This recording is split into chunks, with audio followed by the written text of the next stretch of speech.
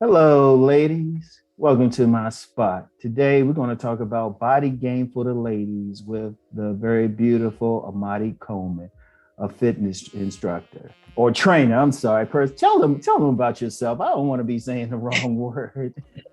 Well, first of all, thank you so much for having me back again.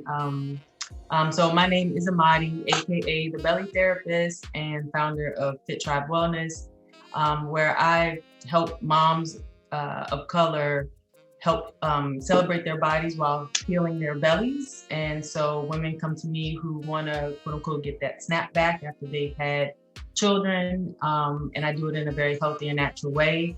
And I'm a personal trainer, I'm a fitness instructor, and overall, I'm really into holistic healing and natural lifestyle. Oh, okay.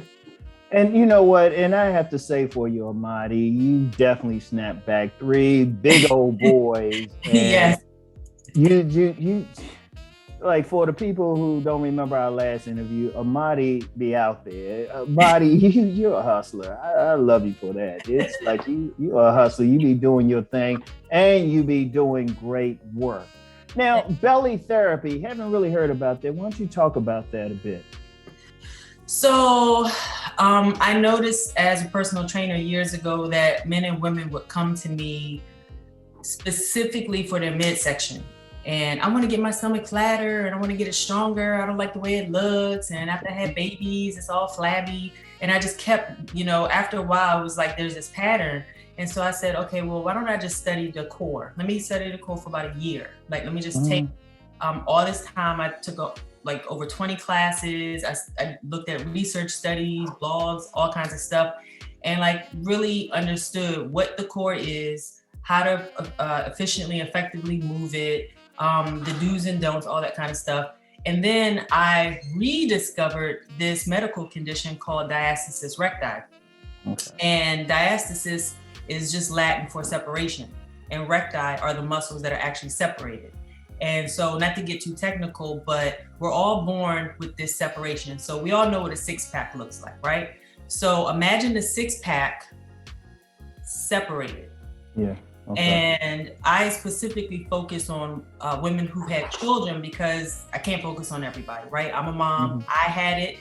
So let me help other moms because I closed mine naturally. So I'm like, okay, well, if I can close mine, I can probably help other women in my same situation close theirs. But we don't really, hear about this. I didn't like, what is that? It's Latin, So what I did was I did a lot of research within my research of the core on diastasis recti itself, because I'm like, okay, well, I'm a personal trainer here. So if I have them doing all these exercises and telling them to eat healthy and and that won't help because of this medical condition, maybe I need to address the medical condition first and then train them.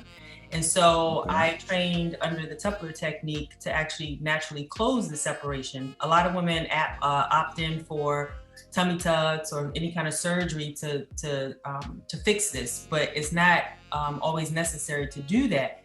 So I came up with belly therapy, a 6-week program called Love Your Belly, in order to naturally close the separation. Because when a woman is pregnant, of course her stomach is expanding to accommodate the growth of the baby. And with that growth and expansion of the midsection, the muscles separate to accommodate the growing baby. And what happens is you have about 30% of women who, after a year of having the baby, those muscles don't close back. So those are the women that come to me to help close the separation. And so where did I get Love Your Belly from? So remember, I had all these people coming to me with this negative self-talk about how they felt about their stomach. And so I feel it's extremely important that, yes, you may want to improve, yes, you have goals, but the quickest way to achieve your goals is to take self-love and self-acceptance along the journey of improvement. I mean, you don't want that ball and chain of negativity around you. Yeah. So love your belly while you're healing it. And so that's where I came up with belly therapy for women. And so I have trademarked myself as the belly therapist. So. Okay. And you know what? And that's great to hear. And I especially love that you bringing in that self-love thing because a lot of times people might deal with it, go to some sterile doctor, or just try to do some exercise. But as you know better than anyone, it's all holistic. You can't just work on one part, do the mechanical stuff, but not do what's in their minds, because if their minds aren't right, then their bodies won't get right. Correct. So, and that's the thing. And I mean, and that's a beautiful thing that you're doing. But I mean, you doing other stuff as well, because one of the things I'm seeing, because, I'm known for telling men to get in the gym, but a lot of ladies out here, a lot of our sisters ain't working out as much. And this is key. I mean, it is. Because men, we're shallow. Let's just be real. We're shallow. You know what? I wouldn't even say that. I wouldn't even say that you're shallow. You being nice about it. You being nice, but we checking out those bodies and stuff. And I'm seeing a lot of ladies in that, they feel like, well, I can just be whatever. But it's not even just about attracting us, but just being healthy. But you were saying you don't see it as shallow. Yeah, please expound upon it. We want to hear from the ladies. Well, I can understand how a woman may think that a man picking a woman based solely on her looks could be shallow, but that type of woman may not necessarily understand a man. Okay, so that's true. Just like sometimes a woman is hormonal and emotional during certain times of the month, and a man may not understand where the woman is coming from. So I think it's just a lack of understanding when someone automatically throws those words out like shallow or she tripping or, no, there's just a lack of understanding. And, I wouldn't even say a simple conversation, but several conversations between men and women can kind of resolve a lot of that, that confusion. And what I mean by that is because I have this hobby that, which is why I follow you, that I developed about 10 years ago when I finally realized that men and women are different. I was like, what? Wait, we think differently, we communicate differently, we listen differently. And I was like, hold up, I thought we were the same, we just had different parts. You know what I mean? And y'all had a little bit more testosterone, we had a little bit more estrogen, but it's so much more to that. And when you dive into what those differences are, I think not only does it help you with relationships, but I think it helps you attract, even before a relationship, I think it helps you attract, if not a romantic relationship, but just people and friends in general, and you can communicate better. So men, as you know, are like hardwired to like hips. Oh yeah. It's not a shallow thing. It's actually, and you could probably, speak on it better, but men like hips because that kind of represents, of course there's a sexual component to it, but there's also like, procreation. Exactly. A sign of a healthy woman that can, bear children. Exactly. Men like long, shiny hair, that's a sign of health, Yes. So I wouldn't necessarily say it's shallow. I think there's an innate wired genetic, physiological component to why men are so visual. You know what? And I want to thank you for that, because when I was saying shallow, I was half joking, but you have a great point. I need to stop even saying that in a joking manner, because I've talked about the primal aspect of it all too. And, and that, again, to body game, because when I tell the men, I say, look, women are attracted to muscles. Try to get in the best shape that you can. Now, you don't have to be super perfect, but just, stay healthy as well, because what do y'all want? When you talk on that primal thing, y'all want the healthiest specimen. We want the healthiest, we want the strongest, because we need protection. We need security. Again, it is innate in us. It is genetic in us to want to feel provided for, protected, secured, because we are vulnerable. We're more vulnerable. I'm not saying that we are weak in terms of women, but we're the ones that are childbearing. We're the ones that have to look after the children. We're the ones that are nurturing. We're the ones that, and I'm just saying, for thousands of years. I know that, over the generations up until now, roles are changing and are blurred, and I understand all of that. But on a instinctual level, there are roles that are genetically wired into us. You know what I mean? And so I think it would be foolish to ignore that, or even to push against it. And you know what? I appreciate that you say that. See, that's why you're so cool, because you just cut right to the chase. You cut through the jokes and everything. So no, we gotta deal with it. Don't be talking about some shallow Ron. You know what's up. And I appreciate that. That's but to be fair, because I can see both sides. Even if I don't agree with something, I can still understand. Yeah. And so for the woman's side, she might say, "Oh, he's so shallow. He just, with her because of the way she looks." She's probably coming from a position more than likely, which I was saying earlier. Of course, we want an attractive man, but the providing, the security, the protection is far more important. The muscles are far more important than the face. You know what I mean? Or the what he can give us is the provisioning, the providing is far more important on a physiological level, whether we know it or not, than what he looks like. Wow. Okay. We have preferences. Of course, we have preferences. Yeah. Of course, we have preferences. But I've heard a lot of men say, I want her to look good in the face, but that don't really matter. I care more about the way her body looks, because it's her body that's going to potentially be carrying your child. Yeah. You know what I mean? Oh, no, exactly. Wow. I might have to put this on my men's channel too. I'm trying to tell them. Wow. But you know what? It is always your deep. Now, since, for the ladies though, I mean, what do you think's going on with the ladies as far as not really, you've seen it. They're not working out as much, or you got some ladies like, well, I look good. I got the makeup. I got all this on, but not doing that basic primal thing. What do you think's going on? Is it political? I mean, from your point of view. So that's a whole lot to unpack. So first I'll say, if you line 10 Black women up, I'm just going to say Black women.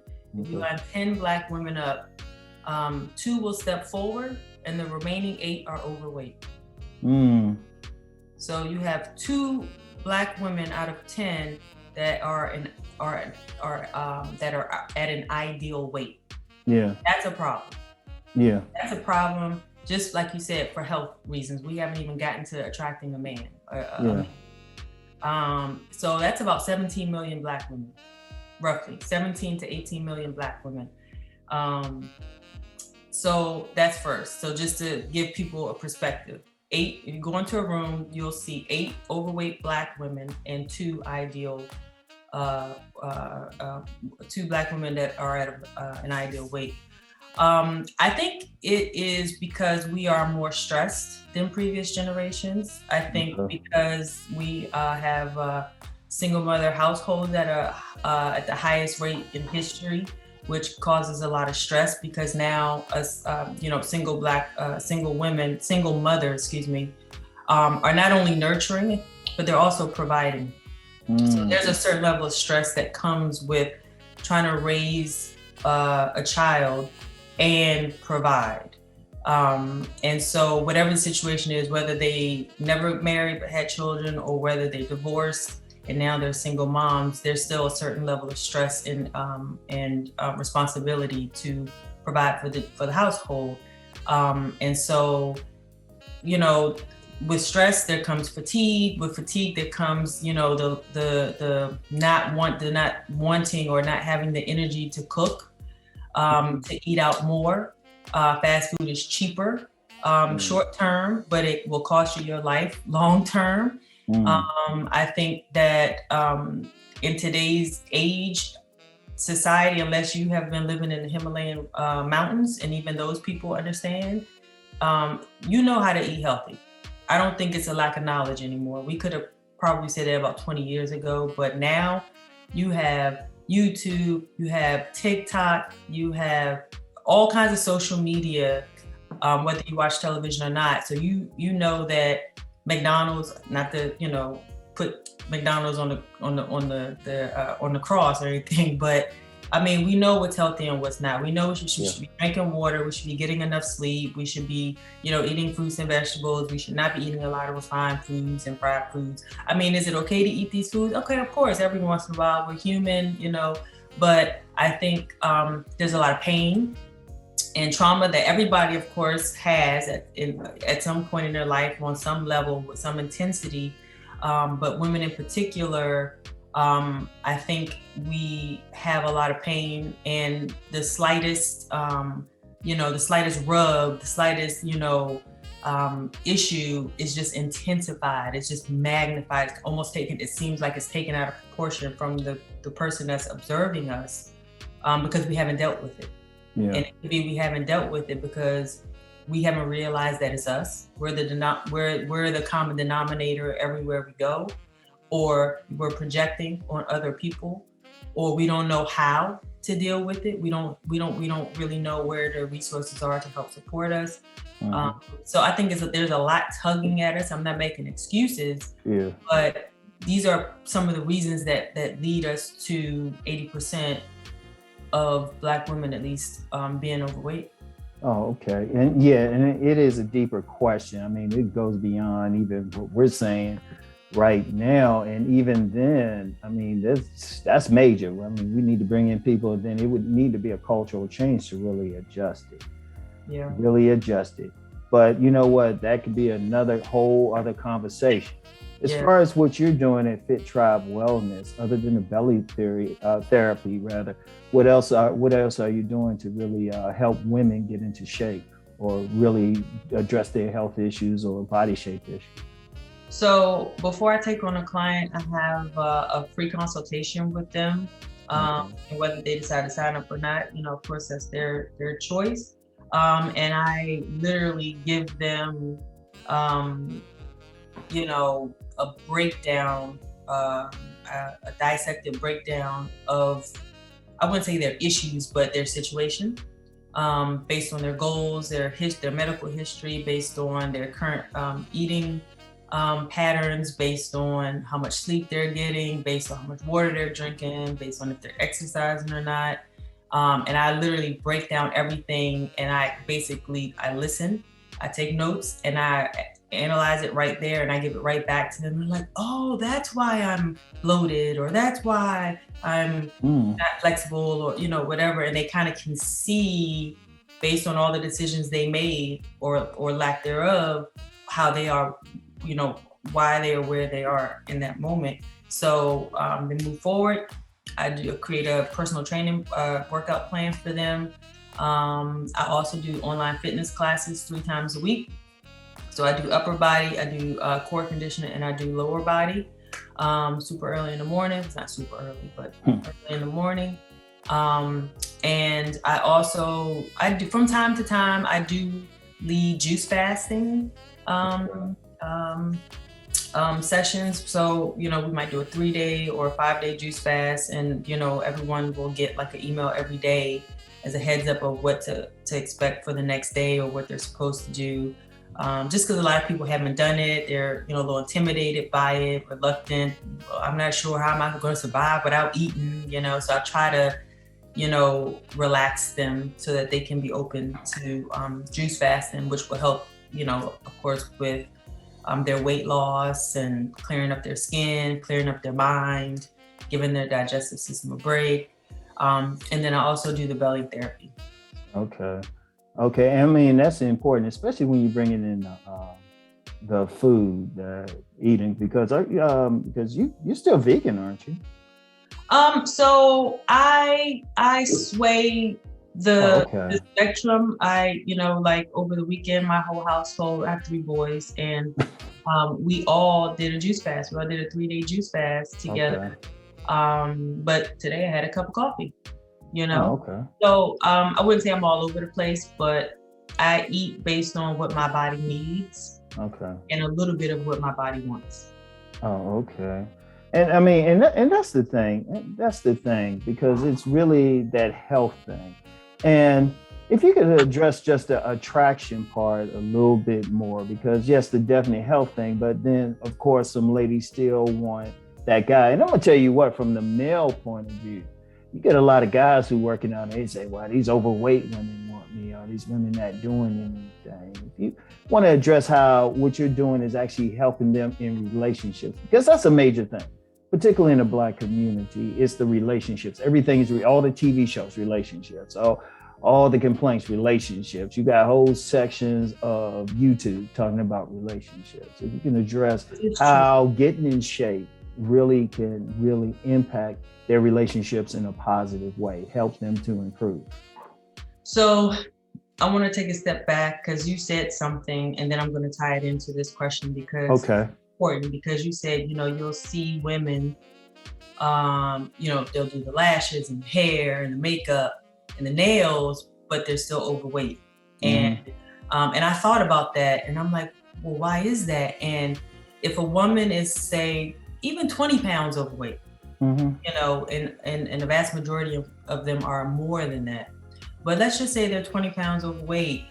It's easier to focus on the hair, the makeup, the eyelashes, the clothing, the nails, than it is to commit to a healthier lifestyle. It's hard, and it's not a judgment. It's a realistic thing. It's true. It's hard to commit when you may not have been raised that way, when you might have emotional issues that are now connected to food, and now you're emotionally eating.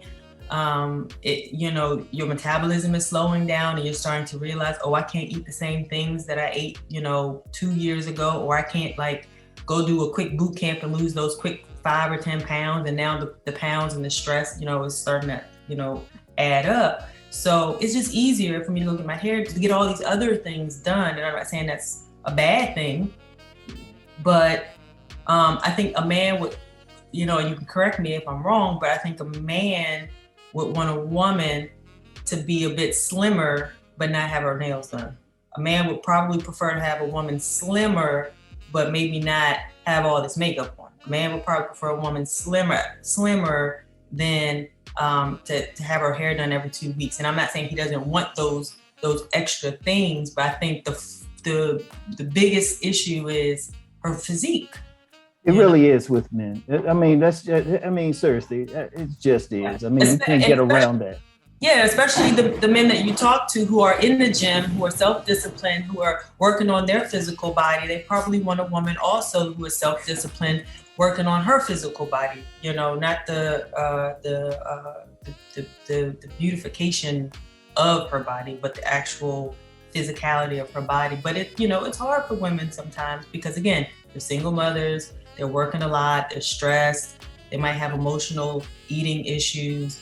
I'm not excusing it, but I think, so I just wanted to plant that piece there, but I think that, I think it goes back to, if a woman wants the outcome of a relationship with a man, whether if it's just companionship or marriage, if that's what she wants, she needs to figure out, because a lot of times we don't know, she needs to figure out, what does the type of man that she wants want?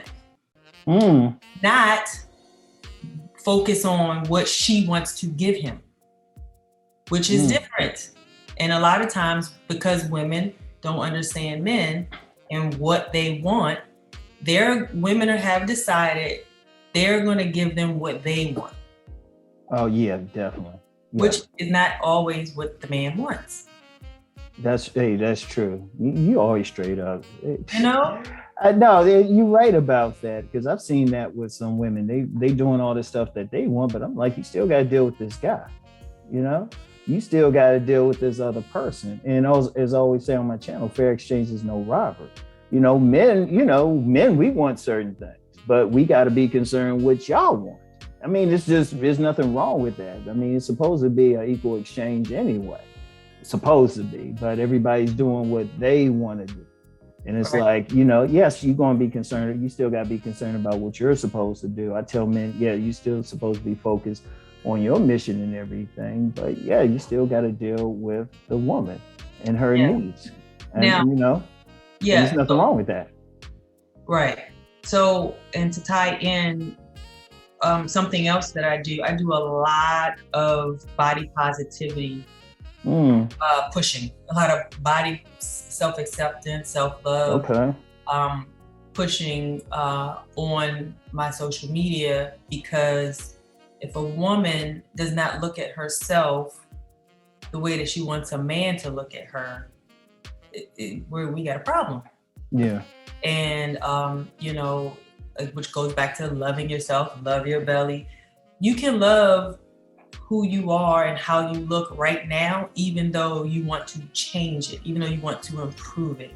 And I think a lot of people don't understand that. I think they feel like, I gotta go, and it's like, that's really not the best approach. Because I've seen some, just like with confidence, we've all seen a very confident person that if that person wasn't confident, they probably wouldn't get the same amount of attention. You know what I mean? Yeah. So I'm just saying and it's hard, I understand, but just practicing to accept yourself, taking steps. Like I posted something yesterday, like, remember who you are, man or woman. We're sacred, we're infinite, we're limitless, we're powerful in our own right. We tend to forget that we have the power and we give it away in so many different ways. So we're disempowering ourselves. So now we feel insecure, we feel, valueless, worthless. We're not going to say these things, but we feel it. So then we try to cover it up. Some of us try to cover it up with makeup. Some of us try to cover it up with, an aggressive personality. I don't know, but I think that women need to figure out what their outcome is, what they want their outcome to be, and work on that goal. I'm not gonna get in shape for no man, but then if your outcome is not to want to be with a man, your outcome should be, I want to be healthy. Either way, the outcome should be that you should not be overweight. Okay. If you want to see your children graduate from high school or college, or if you want to see your grandchildren graduate from high school or college, then if that's the outcome, then the journey is the same. Self-discipline to being a healthier you. Oh, shit, that's great. I mean, that's some powerful stuff. Now, check it out. If anybody wants to follow you, contact you, what are your websites and what's your IG? So my website is fittribewellness.com. And I have Fit Tribe Wellness on Instagram. I have Fit Tribe Wellness YouTube page, Facebook. And I also have The Belly Therapist on Instagram. So with The Belly Therapist, it's under the umbrella of Fit Tribe Wellness. So if you are someone that needs motivation and support, or even healing of your midsection after you had a baby, you might want to check out The Belly Therapist on Instagram. Oh, okay. And for everybody watching, all those links will be in the description box. All of those links I strongly suggest, I highly recommend that you follow Amaadi. She is no joke. This was just a small portion of the knowledge and life experience she can give you. Like I said, she walks her talk. I'm highly recommending you follow, take your classes, because you have classes online, you had mentioned, right? I do. Yeah, I teach Monday, Wednesday, and Friday, 7 to 7:30 a.m. Eastern Standard Time. Okay. And everyone can come take a class for free, see if they like my style. If not, you tried it. If you do, you can sign up. All right, that's what I'm talking about. So yeah, we're coming about to the end of this talk. I'll call it a talk. You have anything you want to leave our viewers with, our ladies with? I would just say, try to, continue to love yourself, or take the first steps to loving yourself, accepting yourself, and know that you are not alone. A lot of us feel this way. I feel this way sometimes. And in my moments of either self-pity or I feel, down and out, I try to find something in that moment to be grateful for. I've been practicing this for a while, and it was hard at first, and I pushed back against it. But, even something small as, I have a 5 a.m. client and they don't show up. And I'm, rah, rah, rah, rah, and they'll call and say, oh, I'm not coming. And, I got paid and I can go back to sleep. I'm grateful. I get to work from home. I'm grateful. I can just turn my computer on and just work, find something to be grateful for. And that will just bring so much more positivity into our lives, because a lot of people are hurting. A lot of people are in pain. A lot of people close up and don't want to be vulnerable. And we just need to just love ourselves overflowingly so that it can go out into the world, so that we can all love each other. Well said, Amaadi. Well, I want to thank you for coming, and it's always an honor to have you speak on this channel. It really is. Thank you so much for having me. No problem. So anyway, y'all know the deal. Keep rising and transforming. Peace and blessings. Peace.